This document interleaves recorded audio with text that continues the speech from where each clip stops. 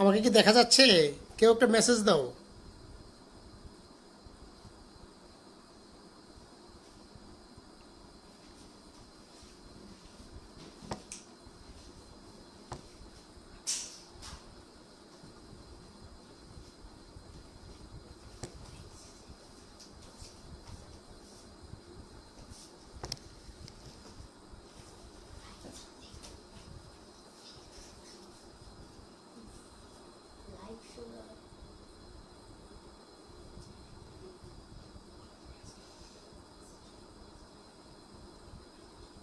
আপনারা একটা মেসেজ দেন, আমাকে কি দেখা যাচ্ছে?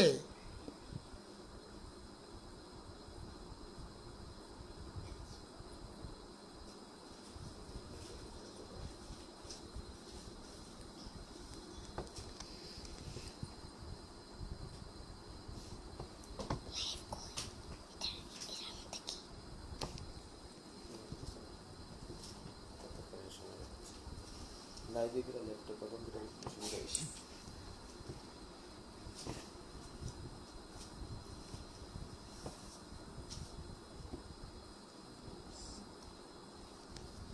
শেয়ার লাইভে শেয়ার ইনভাইট করতে হবে।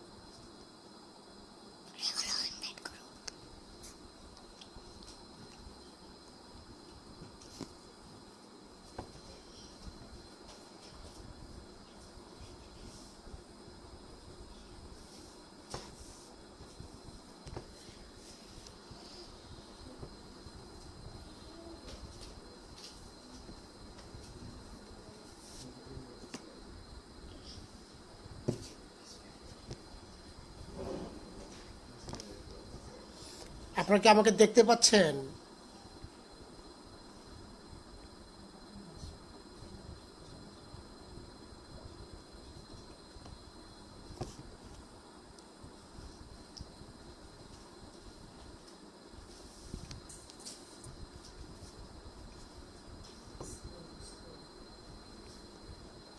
No viewer to invite yet.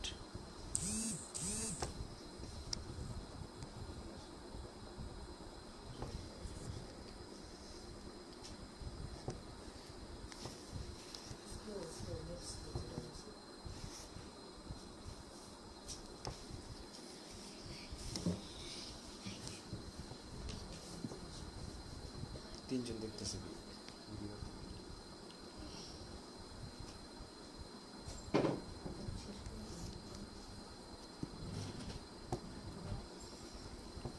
আসসালামু আলাইকুম। পিঙ্কি, ওয়ালাইকুম সালাম। আমার তো সেই করতে পারবে, কথা বলতে পারবে না তার সাথে মেসেজ দিবে।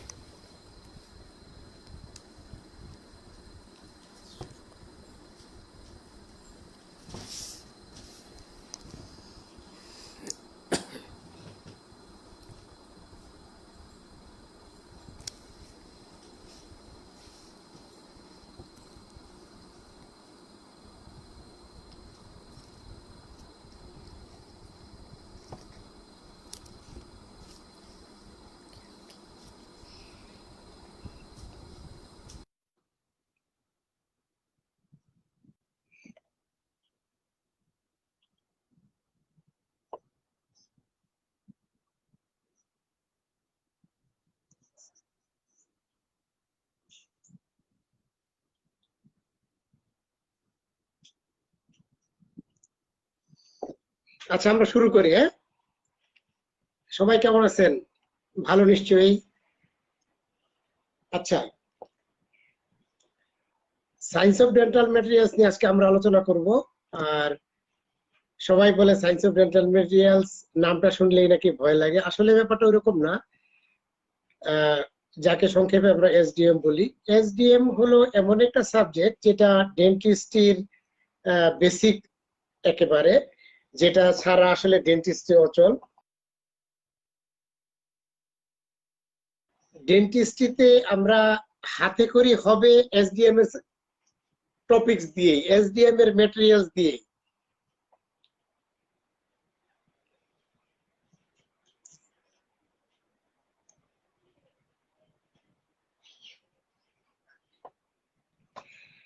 আচ্ছা, আজকে আমরা টার্মিনোলজি পড়বো।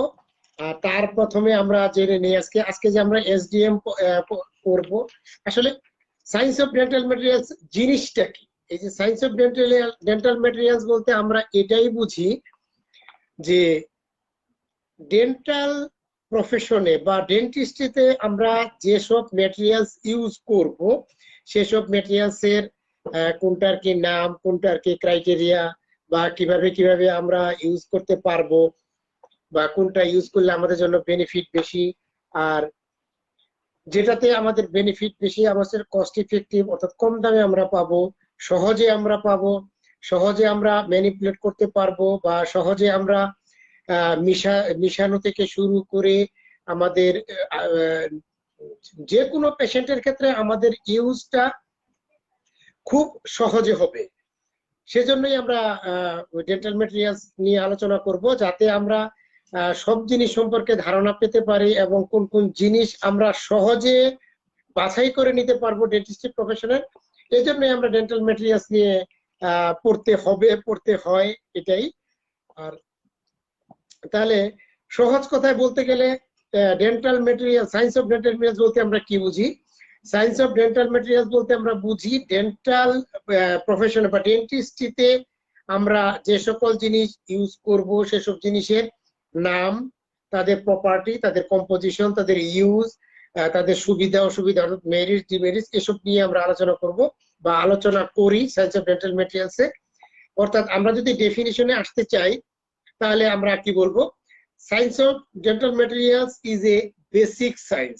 এটা একটা বেসিক সায়েন্স যেটা which deals with physical, mechanical and biological properties of dental materials, যেটার ফিজিক্যাল প্রপার্টি যেগুলি এগুলি, বা মেকানিক্যাল প্রপার্টি যেগুলি এগুলি, বায়োলজিক্যাল প্রপার্টি যেগুলি ওগুলি আমরা আলোচনা করব।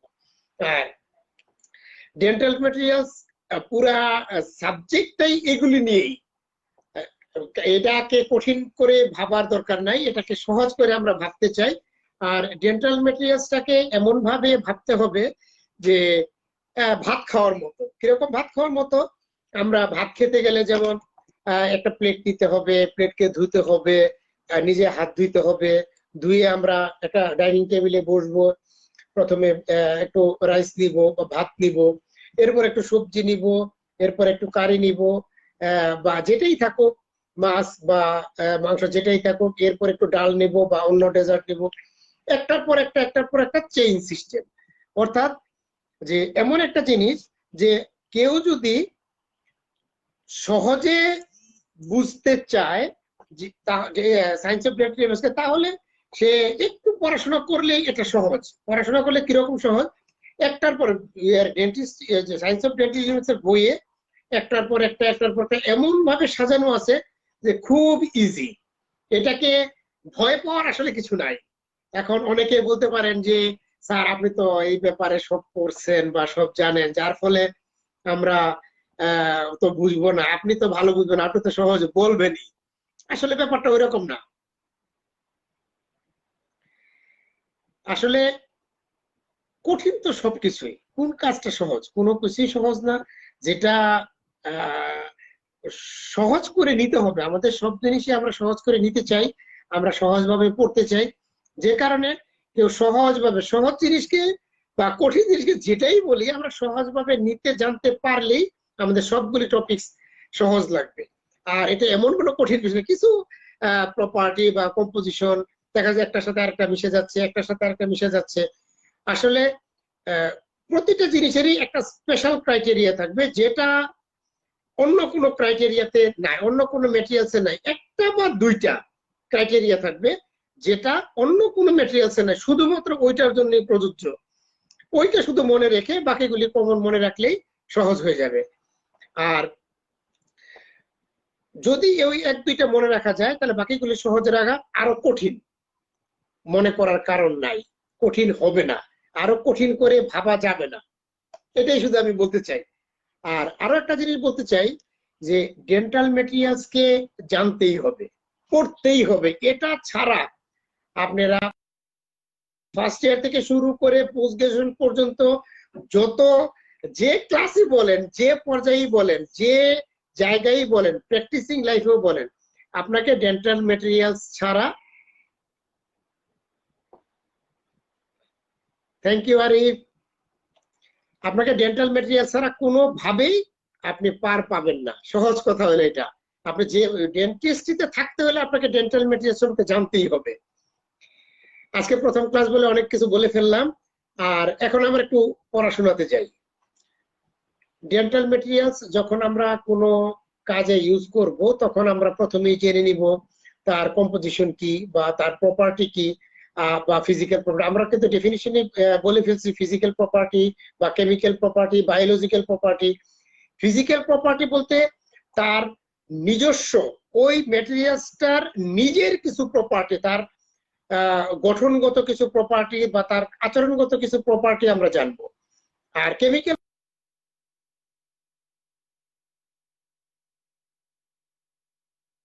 আয়নিক এটা। আর বায়োলজিক্যাল প্রপার্টি বলতে আমরা এটাই বুঝি,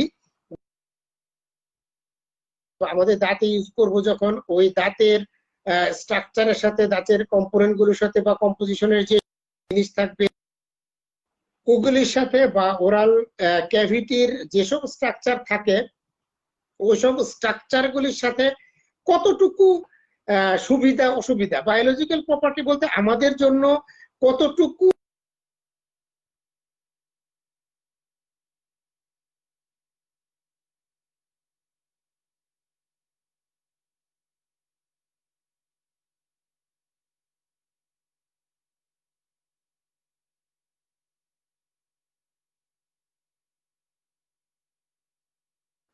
তাহলে আমরা যদি এগুলি জানতে চাই, ফিজিক্যাল প্রপার্টি বা বায়োলজিক্যাল প্রপার্টি, কেমিক্যাল প্রপার্টি জানতে চাই, তাহলে আমাদের আরো কিছু প্রপার্টি জানতে হবে।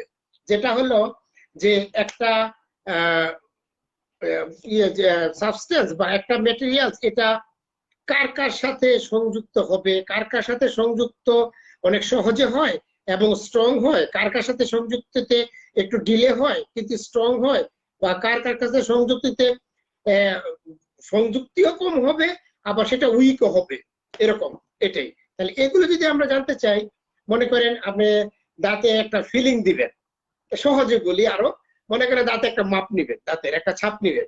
এখন আমরা যে সহজ এলজিনেট দিয়ে আপনি মাপ নেন, সহজ, এর চেয়ে তো আর সহজ কিছু নাই, এলজিনেট দিয়ে মাপ নেন। এখন এলজিনেট দিয়ে নিয়ে যদি আমরা মাপ নিতে চাই তাহলে আপনাকে জানতে হবে যে এলজিনেটের কম্পোজিশন কি, এলজিনেটটা দেখতে কেমন, এটা কি পাউডার না অন্য কোনো স্ট্রাকচারে থাকে বা অন্য কোনো ফর্মে থাকে, এটা আপনাকে জানতে হবে।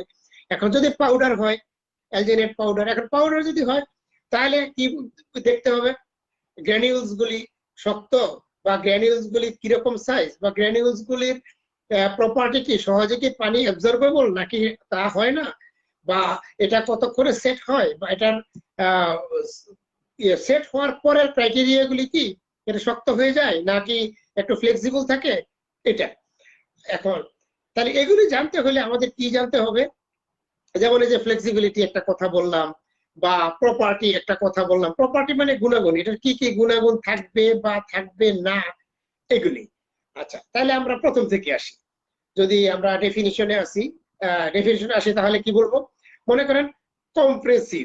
কম্প্রেসিভ মানে কি, একটা ম্যাটেরিয়ালসকে আপনি চাপ দিলেন, এটা চাপ দিলে জিনিসটা কি ছোট হয়, যে এই জিনিসটা, এই প্রপার্টিটা তার আছে কিনা, কম্প্রেসিভ একটা প্রপার্টি। কম্প্রেসিভ জিনিসটা কি, যে একটা জিনিসকে মনে করেন যে আপনারা হয়তো এটা দেখতে পাচ্ছেন একটা ইরেজার, আপনাকে এটা এইভাবে যদি চাপ দিই আমরা দুই দিক থেকে, তাহলে এটা ছোট হয়ে যায় কিনা, সামান্য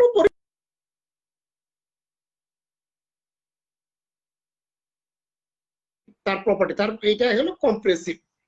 কম্প্রেসিভ জিনিসটা কি, দুই দিক থেকে যদি আমরা চাপ দেই তাহলে জিনিসটা যদি লম্বালম্বি ভাবে এটা শর্ট হয়, তাহলে এটা এইটার কম্প্রেসিভ প্রপার্টি আছে, এটা compressive materials.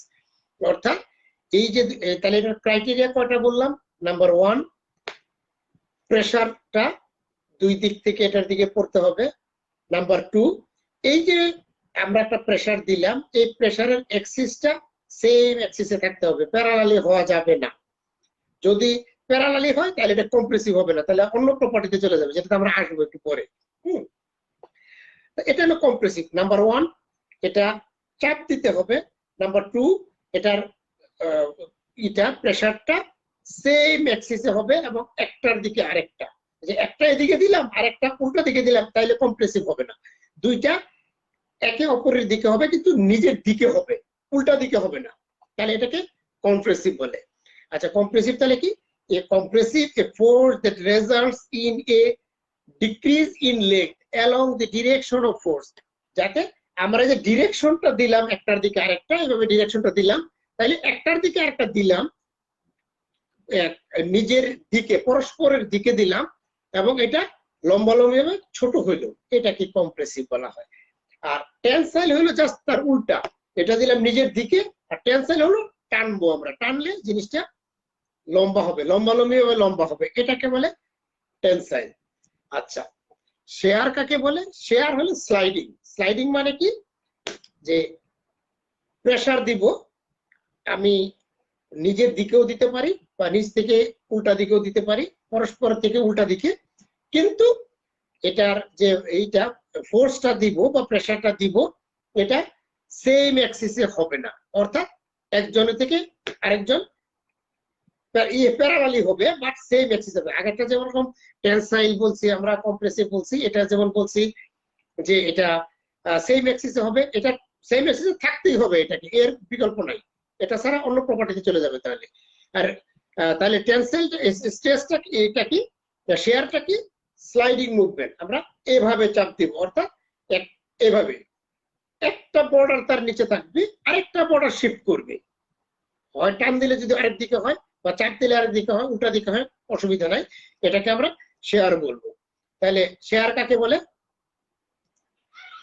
A force that cause a sliding displacement of one side of a structure relative to another side. অন্য একটা সাইডের তুলনায় এই সাইডটার তুলনায় এটা মনে করেন ফিক্স থাকলো, এই সাইডে যদি আমরা চাপ দেই তাহলে এটা একটু মুভমেন্ট করবে, একটু কাত হবে, এটাই হলো শেয়ার। আচ্ছা এবার আসি আমরা মডিউলাস অফ ইলাস্টিসিটি। এটা কি? এটা একটা unit value. Modulus of elasticity মানে হলো ইউনিট ভ্যালু। তার মানে এটা দিয়ে বোঝায় কি? Modulus of elasticity is a measure of the relative stiffness or rigidity of a materials. অর্থাৎ একটা একক এরিয়াতে আপনি যতটুকু ফোর্স দিলেন এবং দিলে এটা কতটুকু শক্ত, এটা জানার জন্য যে এটা এককটা, এটাকে বলা হয় মডুলাস অফ ইলাস্টিসিটি। এটা প্রপার্টি, এটা একটা ইউনিট ভ্যালু, যেটা একটা নির্দিষ্ট এরিয়াতে কতটুকু চাপ দিলে এটা ইলাস্টিসিটি প্রপার্টিটা থাকে, এটাকে বলা হয়। আচ্ছা আরেকটা জিনিসে আছে ইলাস্টিক লিমিট। ইলাস্টিক লিমিটটা হইলো এমন একটা প্রপার্টি, মনে করেন আপনারা অনেকেই দেখছেন যে বিভিন্ন জামাতে বা বিশেষ করে বাচ্চাদের প্যান্টে ইলাস্টিক ইউজ করা হয়, রাবার। হ্যাঁ, একটা নির্দিষ্ট অ্যামাউন্ট পর্যন্ত, নির্দিষ্ট আকার পর্যন্ত এটা টান দিলে একটা লম্বা হবে, ছেড়ে দিলে আবার আগের জায়গায় চলে আসবে। ইলাস্টিক লিমিটটা হলো যতটুকু লম্বা হওয়া পর্যন্ত এটা টেনে দিলে, টেনে ছেড়ে দিলে আগের জায়গায় চলে আসবে, এই লিমিটটাকে পর্যন্ত এটাকে ইলাস্টিক লিমিট বলা হয়। অর্থাৎ এটা কি? Elastic limit is the maximum amount of stress,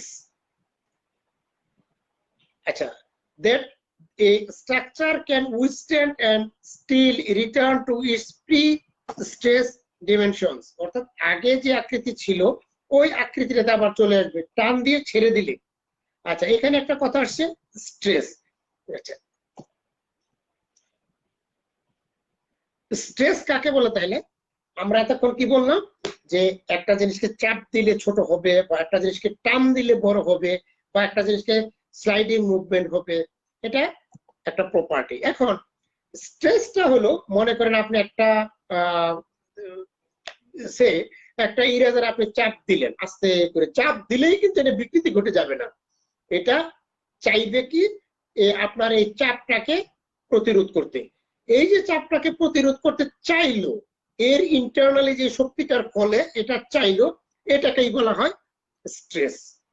stress মানে কি? আপনি আউট থেকে যে লোডটা দিলেন, যে প্রেসারটা দিলেন, যে ফোর্সটা দিলেন, এটাকে প্রতিরোধ করার জন্য ওই সাবস্টেন্সটা কোনো প্রকার বিকৃতি হবে না, কোনো আগের যে আকৃতি ছিল, সাইজ শেপে ছিল বা যেরকম ভলিউমে ছিল ওই ভলিউমে থাকবে, কোনো প্রকার আকৃতি ঘটবে না। যদি এরকম হয়, থাকার জন্য, এই যে আকৃতিতে থাকার জন্য যে প্রেসারটা সেই ইন্টারনাল থেকে দিবে, এটাকে বলা হয় স্ট্রেস। অর্থাৎ কি, স্ট্রেস ইজ দ্য ফোর্স, এটা একটা force with which a structure resists an external load placed on it. আপনি একটা এক্সটার্নাল লোড দিলেন, দেওয়ার পরে এটা যাতে ওই সাবস্টেন্সটাকে কোনো প্রকার বিকৃতি না ঘটাইতে পারে, এই জন্য ওই বস্তুটা থেকে যে লোডটা বাইরের দিকে দেয় ওইটাকে বলে স্ট্রেস। একেবারে সহজ কথা এটা।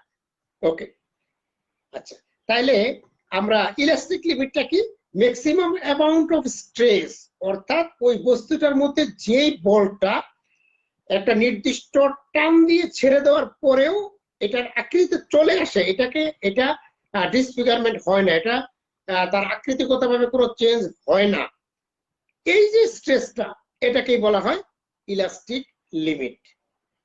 আচ্ছা, আর ফ্র্যাকচার স্ট্রেংথ জিনিসটা কি, আপনারা শুধু আজকে বুঝে যান, এটা সামনে আমরা পাবো, সামনে পাইলে আপনারা আসলে এটা মানে এটা, এটা মানে এটা।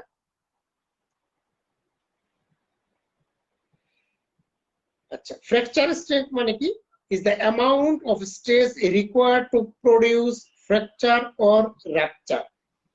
আচ্ছা, আপনি যে পরিমাণ একটা চাপ দিলে বা যে পরিমাণ একটা প্রেসার দিলে ওই জিনিসটা ভেঙে যায়, জাস্ট যেই পয়েন্টটা থেকে ভেঙে যায় ওটাকে বলা হয় ফ্র্যাকচার স্ট্রেংথ।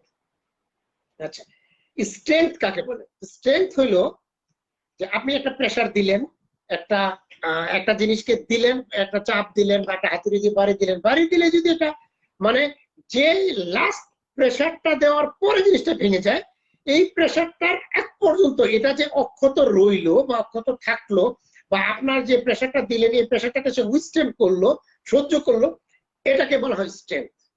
আগেরটা আমরা কি বলছিলাম, সরি, স্ট্রেস মানে কি, আপনি যে লোডটা দিলেন ওইটা সে প্রতিরোধ করার জন্য আপ্রাণ চেষ্টা করতেছে কোনো প্রকার ডিফরমেশন না হয়ে, এটাকে বলে স্ট্রেস।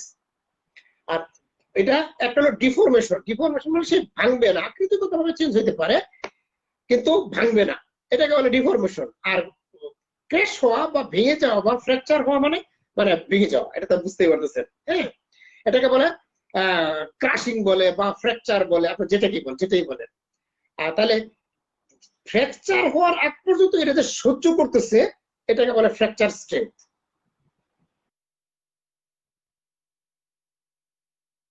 আগ পর্যন্ত যে শক্তিটা সে দেয় তাকে ডিফরমেশনের জন্য বা ভাঙার জন্য, এটাকে বলা হয় স্ট্রেংথ। কোন প্রকার মানে ফাইনাল ডিফরমেশন হওয়ার জন্য, এটাকে বলে স্ট্রেংথ বলে এটাকে। তাহলে ক্রাশিং স্ট্রেংথ হলো ভেঙে যাওয়ার যে স্ট্রেংথটা, ওটাকে বলে ক্রাশিং স্ট্রেংথ। আচ্ছা, তাহলে স্ট্রেংথটা জিনিসটা কি, it is the ability of the materials two resist fracture or breaking up. Fracture হওয়ার আগ পর্যন্ত যে স্ট্রেসটা সে নেয়, যে বলটা সে ভিতর থেকে দেয়, ওটাকে বলা হয় স্ট্রেংথ। আর স্ট্রেস জিনিসটা কি, সে বিকৃতি হওয়ার আগ পর্যন্ত, নট ভাঙা বা ভেঙে যাওয়া, নট ফ্র্যাকচার বা ক্র্যাক বা আপনি যেটাই বলেন ওইটা না, কিন্তু জাস্ট ডিফরমেশনের আগ পর্যন্ত যে যেটা নেয় ওইটাকে বলে স্ট্রেস। আর স্ট্রেংথ মানে হইলো ভাঙার আগ পর্যন্ত এই শক্তিটা দেয়। আচ্ছা, স্ট্রেংথ পড়লাম, স্ট্রেস পড়লাম, এবার স্ট্রেইন নামে একটা শব্দ আছে। স্ট্রেইন, স্ট্রেইন হইলো আপনি একটা জিনিসে একটা বল দিলেন, ওই জিনিসটা আকৃতিগত যে চেঞ্জটা হয়, যে ডিগ্রি অফ ডিফরমেশন বা আকৃতি, আগে মনে করেন একটা জিনিস, একটা রাবার লম্বা ছিল 2 ইঞ্চি, আপনি টান দিলেন এটা 4 ইঞ্চি হয়ে গেল, এই যে 2 ইঞ্চি বাড়লো, আগে যতটুকু ছিল তার থেকে যতটুকু বাড়লো ডিগ্রি অফ ডিফরমেশন, ওটাকে বলা হয় স্ট্রেইন। এই গেল। আচ্ছা, প্রপোর্শনাল লিমিট জিনিসটা কি? প্রপোর্শনাল লিমিট জিনিসটা হইলো আপনি একটা স্ট্রেস দিলেন, একটা পাওয়ার দিলেন একটা জিনিসের মধ্যে, এই যে পাওয়ারটা দিলেন এটা আস্তে আস্তে আস্তে আস্তে আকৃতিগতভাবে চেঞ্জ হচ্ছে। আপনি একটা ইলাস্টিক টানতেছেন, লম্বা হচ্ছে হচ্ছে হচ্ছে হচ্ছে, একটা সময় গিয়ে আপনি ছেড়ে দিলেন, আকৃতি চলে আসলো, ইলাস্টিক লিমিট। জাস্ট আর একটু বল প্রয়োগ করলেই এটা ইলাস্টিক লিমিটটা ক্রস করে একটা পার্মানেন্ট একটা এই ইলাস্টিসিটিটা কমে যায়। এই যে কমে গেল, এটাকেই বলা হয়, এই যে লিমিটটা আপনি একটা ফোর্স দিলেন বা একটা টেনসাইল স্ট্রেংথ বলেন, টান দিলেন অথবা ধাক্কা দিলেন, যেটাই দিলেন, দেওয়ার পরে একটা টাইমে গিয়ে সে আর আগের অবস্থায় ফিরে আসলো না, কিন্তু আকৃতিগতভাবে চেঞ্জ হইলো। আপনি বল দিয়ে দিলেন, ফোর্স দিলেন, এটা চেষ্টা করলো আকৃতিগত চেঞ্জ না হওয়ার, কিন্তু হচ্ছে হচ্ছে হচ্ছে হচ্ছে একটা সময় গিয়ে সে আকৃতি বিকৃতি হয়ে গেল। এই হওয়ার আগ পর্যন্ত যে পয়েন্টটা, এটাকে বলা হয় প্রপোর্শনাল লিমিট। মানে আপনি ধাক্কা দিলেন, সে আকৃতিগতভাবে চেঞ্জ হইলো, আর ধাক্কা দিলেন আকৃতিগতভাবে চেঞ্জ হইলো, এইটা। আচ্ছা,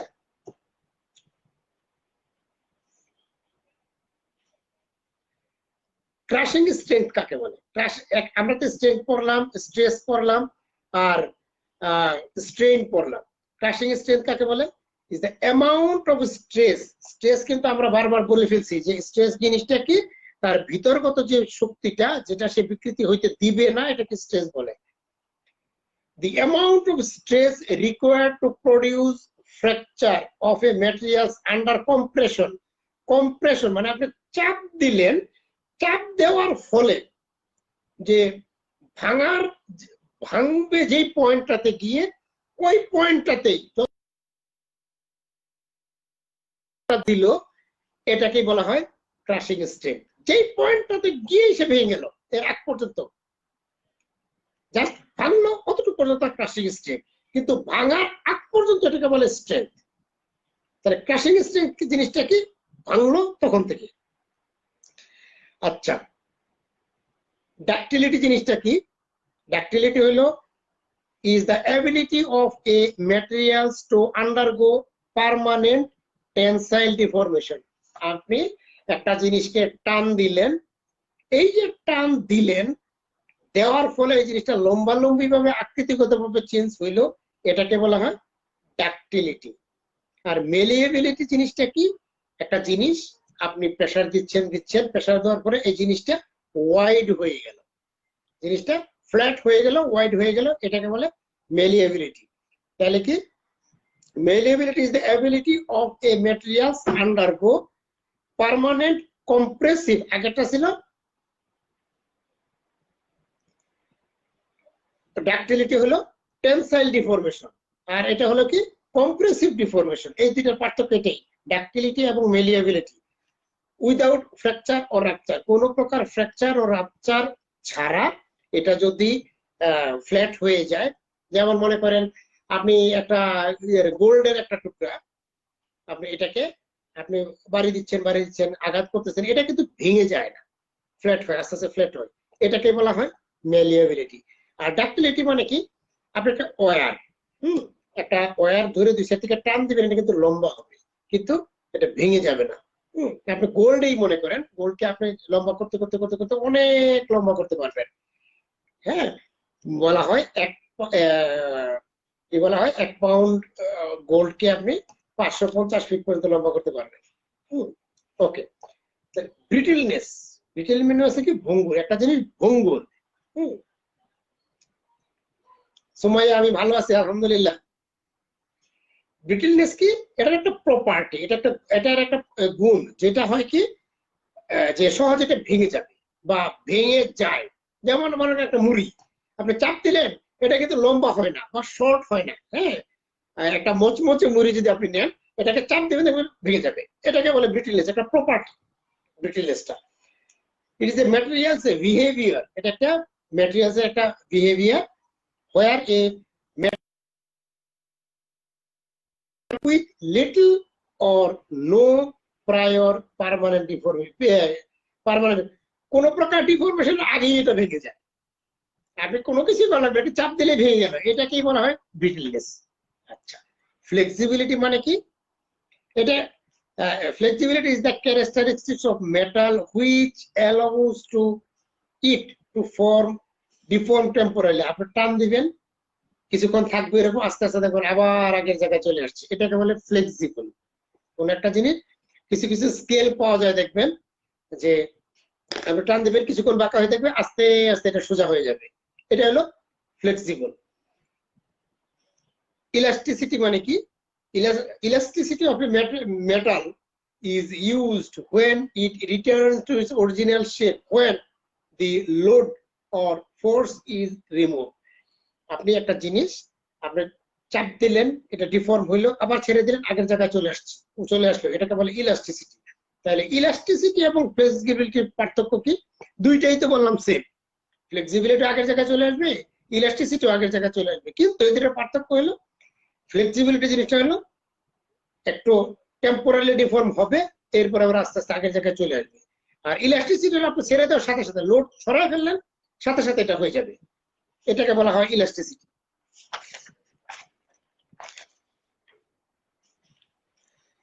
আচ্ছা, এবার আরো কিছু জিনিস বলি। মনে করেন অ্যাডহেশন। অ্যাডহেশন জিনিসটা কি? অ্যাডহেশন মানে হইলো কোন আনলাইক মলিকুল, মনে করেন যে ডিফারেন্ট মলিকুলের সাথে জাস্ট লেগে থাকা, কোনো প্রকার জয়েন্ট না, কোনো প্রকার কোনো কিছু না, জাস্ট নিজেদের আকর্ষণের ফলে লেগে থাকা। এটার ব্যাখ্যাটা আমরা অন্য ক্লাসে, যেমন আমরা যখন অ্যাক্রাইলিক রেজিন করব তখন আমরা এটা জেনে নিব যে আসলে এই জিনিসটা কি। শুধু মনে রাখেন যে অ্যাডহেশন মানে হলো attraction between two unlike molecule, এটাকে অ্যাডহেশন বলে। অর্থাৎ দুইটা সেম সাবস্টেন্স না যদি লেগে থাকে। মনে করেন আমি সহজ উদাহরণ দিয়ে দিই। মনে করেন একটা কাচের গ্লাসের মধ্যে এক ফোঁটা যদি তেল দিয়ে আরেকটা গ্লাসের সাথে লাগাই দেন, তাহলে এটাকে আপনি কিন্তু টান দিয়ে ছুটাইতে পারবেন না। এই যে ছুটাইতে পারলেন না, কিন্তু সাবস্টেন্স কিন্তু আলাদা আলাদা, তেল এক রকমের আর গ্লাস এক রকমের, কাঁচ আরেক রকমের, কিন্তু আপনি কিন্তু এটাকে স্লাইডিং মুভমেন্টে সরাইতে হবে, আপনি সরাসরি টান দিয়ে এটাকে ছুটাইতে পারবেন না। এই যে ছুটাইতে পারলেন না, এটাকেই বলা হয় এডহেশন। আর কোহেশন মানে হইলো সেম মলিকুলের মধ্যে যে অ্যাট্রাকশন। মনে করেন আমাদের যে লালা আছে, স্যালাইভা আছে, আমরা ইচ্ছা করলেই কিন্তু মানে ছোট একটা কণা বের করতে পারি না, যখন আমরা থুতু ফেলি দেখা যায় বড় একটা অ্যামাউন্ট যায়, একেবারে মানে ভেপারের মতো কিন্তু বের করতে পারি না। এই যে একটা পানির কণা বলেন বা আমাদের লালা বলেন বা যে কোনো লিকুইড সাবস্টেন্স বলেন, ওগুলি একটার সাথে আরেকটা যে লেগে থাকে, এটাকে বলা হয় কোহেশন। মানে সেম মলিকিউলের মধ্যে লেগে থাকা, একটা অণুর সাথে আরেকটা অণু লেগে থাকা, এটাকেই বলা হয় কোহেশন। এটা আমরা জানবো তখনই যখন, যেমন আমাদের একটা উদাহরণ দেই, যাদের স্থায়ী দাঁত থাকে না তারা যদি পুরা দাঁত লাগায় তাহলে ওইটাতে কোনো মেকানিজম থাকে না, শুধুই আমাদের লালার সাহায্যে বা স্যালাইভার সাহায্যে বা অনেকে থুতু বলে থুতুর সাহায্যে লেগে থাকে। এই যে লেগে থাকা, এই যে একটু আগে বললাম যে একটা কাচের টুকরা, সেটার সাথে নিচে যদি এক ফোঁটা পানি দেন বা এক ফোঁটা তেল দেন, এটার সাথে উল্টা পিঠে যদি একটা গ্লাসের টুকরা থাকে তাহলে এটা লেগে থাকে। সেম আমাদের উপরে থাকে মিউকাস মেমব্রেন আমাদের মুখে, এর সাথে থাকে স্যালাইভা, এর নিচে যদি আপনি একটা কমপ্লিট ডেঞ্চার দেন, যে উপরে পুরো দাঁত নাই বা নিচের পুরো দাঁত নাই, যদি এরকম একটা দাঁত লাগান তাকে, তাহলে এটা এই যে স্যালাইভার আকর্ষণের সাহায্যে এটা তালুর সাথে লেগে থাকবে বা নিচের পাটির সাথে লেগে থাকবে, এটাই অ্যাডহেশন বলে এটাকে। আর কোহেশনটা হইলো এই যে স্যালাইভা যে একটা অণুর সাথে আরেকটা অণু লেগে একটা লেয়ার তৈরি করে আমাদের মিউকাস মেমব্রেন এবং কমপ্লিট ডেঞ্চারের বেজের সাথে বা ডেঞ্চারের বেজের সাথে, এই যে লেগে থাকাটা এটা মেনটেন করে, এটাকেই কোহেশন বলে। আচ্ছা, এরপর আমরা আরেকটু ইয়েতে যাই। আমরা স্ট্রেস পড়লাম, স্ট্রেস আবার বিভিন্ন ধরনের আছে। হ্যাঁ, যে আমরা স্ট্রেস পড়ছি কি, যে আমরা একটা লোড দিলাম, লোড দেওয়ার ফলে এটা যে রেজিস্ট্যান্স করে তার ইন্টারনাল একটা প্রেসারের কারণে এটা যে লোডটাকে নিজের মধ্যে রেখে নিজের থেকে যে লোডটা দিয়ে এটা বিকৃতিটা রোধ করে, এটাকে আমরা স্ট্রেস বলছি। এখন এটা কয়েকটা টাইপ আছে, একটা হলো টেনসাইল স্ট্রেস বা compressive stress, share stress, torsion stress. Tensile stress হলো, আমরা টেনসাইল কাকে বলছি, যে এটা এমন একটা প্রপার্টি যে আপনি টান দিলে এটা লম্ব হবে, এটাকে বলে টেনসাইল। আর টেনসাইল স্ট্রেস হলো যখন আপনি একটা টান দিলেন একটা সাবস্টেন্সকে, তাহলে ওই সাবস্টেন্সটা আবার এমন একটা চাপ দেয় ভেতরের দিকে, নিজের দিকে, যাতে ওই টানটাতে সে টান না খায়, সে আকৃতিটা না খায়, ডিফরমেশন না হয়। তাহলে এটা ক্রাইটেরিয়াটা কি হইলো? তাহলে যদি দুইটা বল পরস্পর থেকে বিপরীত দিকে চলতে থাকে, একই সেম অ্যাক্সিস, একই লাইনে, একই লাইন বরাবর যদি টান দেই আমরা, অর্থাৎ প্রেসারটা একদিক থেকে, মানে দুইটা বল ওই সাবস্টেন্স থেকে দুই দিকে যাইতে থাকে, তাহলে এই টেনসাইল স্ট্রেসটা তৈরি হয়। অর্থাৎ এই যেটাকে বিকৃতি রোধ করার জন্য যে স্ট্রেসটা তৈরি হয়, এটাকে টেনসাইল স্ট্রেস বলবো। আর কম্প্রেসিভ স্ট্রেস কাকে বলবো? যদি আমরা চাপ দিই, এটা ইন্টারনালি যে স্ট্রেসটার কারণে এটা বিকৃতি হয় না, শর্ট হয় না, এটাকে বলে কম্প্রেসিভ স্ট্রেস। আর শেয়ার স্ট্রেস কাকে বলবো? সরি, আমরা যে শেয়ার কথাটা একটু বললাম, যে স্লাইডিং মুভমেন্ট, অর্থাৎ সব সেম থাকবে। আপনি বল নিজের দিকে, পরস্পর নিজের দিকে দিতে পারবেন, বা অ্যাওয়ে ফ্রম ইচ আদার, একটা থেকে আরেকটা দিকে নিতে পারবেন, কিন্তু একটাই ডিফারেন্স, সেটা যে আপনি বলটা দিলেন, পাওয়ারটা দিলেন বা ফোর্সটা দিলেন, ওইটা সেম অ্যাক্সিসে হবে না। এটাই পার্থক্য। আপনি টানও দিতে পারেন বা কম্প্রেসও করতে পারেন, কিন্তু ফোর্সের যে অ্যাক্সিসটা, অ্যাপ্লাইয়ের যে অ্যাক্সিসটা, সেটা সেম অ্যাক্সিস হবে না, এটা ডিফারেন্ট অ্যাক্সিসের হবে। এটাই শুধু পার্থক্য, এটা মনে করি শেয়ার। আর টরশন হইলো এটা কেন্দ্র একদিকে থাকবে, আবার বল দিবেন আরেক দিকে। যেমন আপনারা বিভিন্ন দরজার এক নব দেখছেন, যে গোল কিছু নব থাকে, যেটাকে ঘুরাইতে হয়, কিন্তু অ্যাক্সিসটা থাকে আবার মানে তার 90 ডিগ্রি অ্যাঙ্গেলে, থাকে, যেটা আমরাকে ঘুরাই একদিকে, কিন্তু এটা 90 ডিগ্রি অ্যাঙ্গেলে গিয়ে আরেকটা জিনিসকে মুভ করে, এটাকে বলে টরশন স্ট্রেস। আর তাহলে আমরা স্ট্রেন কি বলছিলাম? আবার এটা স্ট্রেস চলে গেল। আর স্ট্রেন কি বলছিলাম? স্ট্রেনটা বলছিলাম যে একটা বল আপনি দিলেন, যে লেন্থের যে পরিবর্তন হয় শর্ট হোক বা লং হোক, যেটাই হোক, লেন্থের যে পরিবর্তন হয় প্রপোর্শনালি, এটাকে বলা হয় স্ট্রেন, অর্থাৎ ডিগ্রি অফ ডিফরমেশন, এটাকে বলে স্ট্রেন। মানে আপনি বল দেওয়ার পর এরা যতটুকু চেঞ্জ হইলো আকৃতিগত, এটাকে বলে ডিগ্রি অফ ডিফরমেশন। এই যে ডিগ্রি অফ ডিফরমেশন, এটা আবার বিভিন্ন ধরনের থাকে। একটা ডিফরমেশন হয় যে আপনি চাপ দিলেন, এটা আবার চাপ সরাবেন, লোড সরাবেন, এটা আগের জায়গায় চলে আসলো, এই একটা ডিফরমেশন। আরেকটা ডিফরমেশন, আপনি চাপ দিলেন, এটা আগের মতো হয়ে গেল, মানে থাকলো না, আবার চেঞ্জ হয়ে অন্য একটা আকৃতি চলে গেল। এটা তাহলে এইটা আবার দুই প্রকার। এই যে বললাম যে একটা হলো ইলাস্টিক হলো কি আপনি টান দিয়ে ছেড়ে দিবেন, আগের জায়গায় চলে আসবে, এটা মনে রাখার সহজ উপায়। ইলাস্টিক বা রিভার্সিবল, আপনি টেনে ছেড়ে দিবেন, এটা আগের জায়গায় চলে আসলো। আর আরেকটা হলো প্লাস্টিক বা পার্মানেন্ট, এটা আপনি টান দিলেন বাই দিলেন, এটা পার্মানেন্ট ডিফরমেশন হয়ে গেল, এটা। আচ্ছা, আর স্ট্রেংথ তো আমরা পড়লামই, স্ট্রেংথ তো সেম আছে, একটা টেনসাইল স্ট্রেংথ বা কম্প্রেসিভ স্ট্রেংথ, শেয়ার স্ট্রেংথ, এরকম আরো 6 প্রকার আছে। আপনারা যদি এইটা দেখতে চান, তাহলে রওশন ম্যাডামের যে 3rd এডিশন বইটা আছে, ওইটা থেকে আপনারা পাবেন 55 পেজে, 55 পেজ থেকে শুরু করলে আপনারা লাস্টের দিকে যেগুলি ফিগার সহ আছে, আপনারা দেখে নিতে পারবেন। আর এখন সহজ কথা হলো যে আপনাদের মনে প্রশ্ন জাগতে পারে যে আমরা এত কিছু করে লাভ কি? হ্যাঁ জামিল, ভালো আছি আলহামদুলিল্লাহ। ওয়ালাইকুম সালাম। যে স্যার এতক্ষণ তো বললেন যে একটা জিনিসকে চাপ দিব, একটা জিনিসকে আমরা torsion stress, share stress, compressive stress বা স্ট্রেন বললেন, এত কিছু বললেন, আমাদের এগুলি পড়ে লাভ কি? কেন আমরা এগুলি পড়তে চাই? না পড়লে অসুবিধা কি? এটার উত্তরটা হইল, মনে করেন যে আপনি ওই যে একটু আগে একটা উদাহরণ দিলাম, এলজি নেট দিয়ে আপনি একটা মাপ নিতে চান, এখন এলজি নেট দিয়ে আপনি যে টান দিবেন, মাপ নেওয়ার পরে যে মুখ থেকে রিমুভ করবেন, এটা করতে গিয়ে কিন্তু আমরা অনেক কিছু করছি, যে সাডেন বা আস্তে আস্তে টান দিয়ে সরানো যাবে না, কেন সরানো যাবে না, এটা ছিঁড়ে যাবে, টিয়ার হয়ে যাবে। এই যে প্রপার্টি গুলি, যে একটা ম্যাটেরিয়ালস কতটুকু ফ্লেক্সিবল, তার ইলাস্টিক লিমিট কতটুকু বা কতক্ষণ থাকবে, এই যে আমরা টানটা দিব, কি ফোর্সে টান দিব, বা টান আস্তে দিলে কি হবে, জোরে দিলে কি হবে, মানে এই যে আমরা টানের ক্ষেত্রে চিন্তা করি যে একটা এলজিনেট টান দিলে এটার ফ্লেক্সিবিলিটি কতটুকু বা ইলাস্টিক লিমিটটা কতটুকু এটা দেখা। এটা গেল।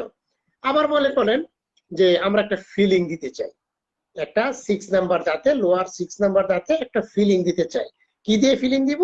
মনে করেন সিলভার অ্যামালগাম ফিলিং মনে করেন, অথবা আরো অনেক কিছু আছে, মিরাকেল মিক্স বা যেটাই আপনারা যেটা চাই, ইভেন চয়েস।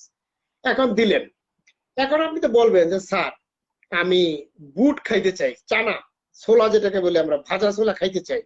আমি এই যে ফিলিংটা দিলেন, আমার এই ফিলিংটা কতটুকু যাবে? রুগীটা অনেক সময় জিজ্ঞেস করে যে স্যার ফিলিংটা আমার আজীবন যাবে তো? আপনি যে আমার কাছ থেকে এত টাকা নিলেন, কয়েক টাকা কত টাকা নিলেন, আমার এটা যাবে তো? এখন আমরা বুঝবো কিভাবে যে এটা যাবে এতদিন?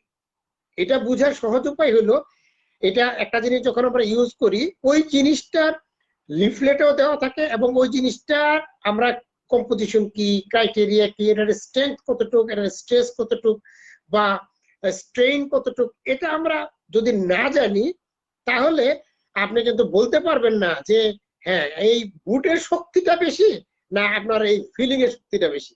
বা অনেকে বলবে স্যার আমি তো গরুর হাড় আমার খুব পছন্দ, আমি এটা দিয়ে এই যে ফিলিং দিলেন আমি এটা দিয়ে খাইতে পারবো কিনা। সেক্ষেত্রে আপনার আমরা উত্তর দিই কিভাবে, সেটা হলো যে আমরা এই যে সায়েন্স অফ ডেন্টাল ম্যাটেরিয়ালস থেকে আমরা জেনে নিই যে আসলে কোন ম্যাটেরিয়ালসটার স্ট্রং কতটুকু, স্ট্রেংথ কতটুকু, একটা ম্যাটেরিয়াল কতটুকু স্ট্রং, যে একটা ম্যাটেরিয়াল স্ট্রেংথ কতটুকু। এই যে স্ট্রেংথ, এটা কি আমরা বাইরে থেকে বলি স্ট্রং বেশি, তার শক্তি বেশি। কিরকম শক্তি? একটা দিন তাকে হাতুড়ি দিয়ে আঘাত করলে সে ভাঙে না, এত স্ট্রং সে। মানে এটাই যে একটা জিনিসের প্রপার্টিটা কি, তার ফিজিক্যাল প্রপার্টি বলেন বা কেমিক্যাল প্রপার্টি বলেন, যে কতটুকু শক্তি দিলে জিনিসটা ভাঙবে, কম্প্রেসিভ স্ট্রেংথ। আচ্ছা, এখন বলেন স্যার তাইলে আমি টেনসাইল স্ট্রেংথ পড়া আমার দরকার কি? আমি কম্প্রেসিভ স্ট্রেংথ করবো, দাঁতে তো আর কেউ টানতে যায় না, দাঁতে তো আর কেউ টানে না, তাইলে আমি কেন পড়তে যাব? গেল এটা। তাইলে আবার দেখা যায় যে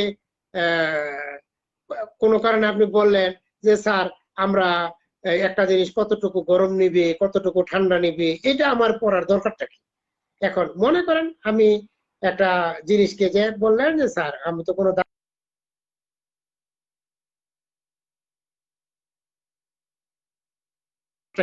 এটার উত্তর হইলো আপনারা অনেকে চুইংগাম খাইতে খুব পছন্দ করেন। চুইংগাম তো স্টিকি ফুড, অথবা মনে করেন যে কিছু কিছু স্টিকি ফুড আছে আপনি বেশ কিছুদিন খেলে দেখবেন যে ফিলিং ছুটে যাচ্ছে। এই যে ফিলিং ছুটে যাচ্ছে, তাইলে মনে করেন আপনি কামড় দিলেন, দেখা গেল ফিলিং দাঁত থেকে ছুটে চলে আসলো। এর মানে কি? এর মানে হইলো যে আপনি যখন ফিলিংটা দিলেন দাঁতে, তখন দাঁতে ঠিকই ছিল, একেবারে লেগেছিল, টাইট ছিল বেশ কিছুদিন। আস্তে আস্তে দেখা যায় যে কিছুদিন পরে এটা সিঙ্ক করে ছোট হয়ে গেছে। এই যে ছোট হয়ে গেল, তার মানে একটা এমন একটা এটার মধ্যে এমন কিছু ছিল বা এমন কিছু প্রপার্টি আছে যার কারণে এটা ছোট হয়ে যায়, যে কারণে আপনি স্টিকি ফুড খাইলেন, এটা ছুটে গেল। এটা তার মানে আপনাকে এই প্রপার্টিটি জানতে হবে, কেন এটা স্কুইজ করে, টেনসাইল স্ট্রেংথ কি বা কম্প্রেসিভ স্ট্রেংথ কি, স্ট্রেস কি। একটা আর হলো যে স্যার আমি তো ঠান্ডা গরম খাওয়ার সাথে এটা রিলেশন কি ফিলিং এর। এখন মনে করেন আপনি নিচের দাঁতে একটা ফিলিং দিলেন, আপনি আপনার কফি খুব পছন্দ, আপনি খাইলেন, আপনার দাঁতে গরম লাগে শিরশির করে, তাহলে আপনাকে জানতে হবে এটা দিয়ে এটার কন্ডাক্টিভিটি কেমন। আবার মনে করেন যে স্যার আমি তো মেলিয়েবিলিটি পড়ার আমার দরকার কি, আমি তো ফিলিং দিয়েই দিলাম একবারে, ফিলিং সব ঠিক আছে। তা মেলিয়েবিলিটি মানে আমরা কি বলছিলাম, যে কোনো একটা জিনিসকে প্রেসার দিয়ে বা চাপ দিয়ে এটাকে পাতলা করে ফ্ল্যাট করে দেওয়া বা শর্ট করে দেওয়া, আকৃতিতে শর্ট করে দেওয়া। মনে করেন আপনি একটা ফিলিং দিয়ে দিলেন, আপনার গরুর হাড় খুব পছন্দ, ছোলা বুট খাওয়া খুব পছন্দ, বা শক্ত খাবার পেয়ারা খাওয়া খুব পছন্দ, আপনি খাচ্ছেন, ওই ফিলিং এ পেয়ারা পড়তেছে, পেয়ারার বিচি পড়তেছে, বা আপনার হাড়ের গুঁড়া পড়তেছে, বা কেউ পান খাচ্ছেন, পানের সুপারি পড়তেছে। এই যে পড়লো, দেখা গেল যে কিছুদিন পরে আস্তে আস্তে আস্তে আস্তে এটা আরো ফ্ল্যাট হয়ে গেল, তার মানে ফিলিংটা আরো নিচে নেমে যাবে। এই কারণে আমাদের মেলিয়েবিলিটি পড়তে হবে। আবার ওই যে বললাম যে ডাক্টিলিটি পড়তে হবে কেন, যে আপনি যদি চুইংগাম খান ওই ফিলিংটা লম্বা হয়ে যাবে কিনা, এটা এর জন্য আমাদের এই প্রপার্টি গুলি পড়া।